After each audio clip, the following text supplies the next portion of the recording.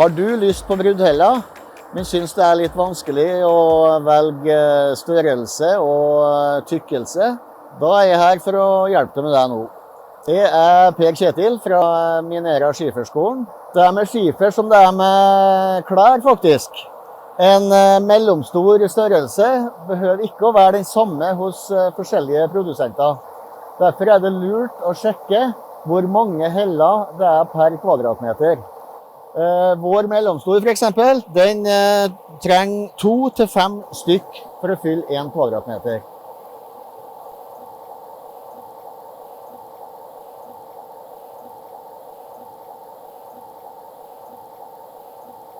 Nå har vi kikket på de forskjellige standardstørrelsene, og da er den jo kommet til valget. Hva er det som bestemmer hvilken størrelse du velger? Det er vel i hovedsak 4 kriterier. Det er selvfølgelig det her med estetikk, altså smak og behag. Små heller gir jo et mer livlig uttrykk da. Større heller gir kanskje et roligere og litt tyngre uttrykk. En annen faktor er jo det her med stabilitet. Større heller, mer vekt, mer stabilt. Så enkelt kan det vel sies. Jo tyngre, jo stødigere og roligere ligger de jo mot underlaget. En annen faktor er jo det her med håndterbarhet.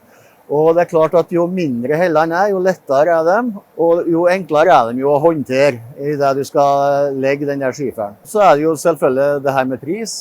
Mindre heller koster mindre enn store. Det har en sammenheng. Skifer leveres i mange forskjellige tykkelser, og som Brudhella så leveres den i hovedsak i forskjellige intervall. Altså tykkelse fra 1 til 2 cm, 2 til 3, 3 til 4 og 4 til 6 cm. I tillegg så kan du få den tykkelsesjustert. Da ser den sånn ut på baksida. Da ser du at den er frest ned til eksakt jevn tykkelse. Det forenkler jo veldig legginga, spesielt hvis det skal limes, men også om det skal legges i løsmasse. Skifer er veldig sterk. Den har en veldig høy bøyestrøkfasthet. Så uansett tykkelse så vil du få et veldig solid belegg. Det handler jo litt om belastning, trykkbelastning.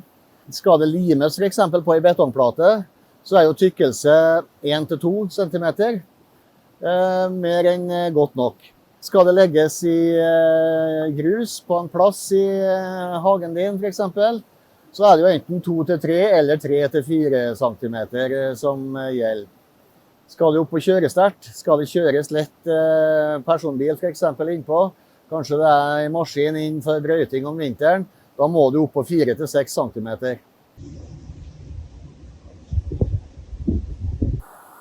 Da håper jeg det her var til nytte og hjelp, men er det noe du fortsatt lurer på, ikke nøl med å ta kontakt med Minera Skifer. Takk for at du så på.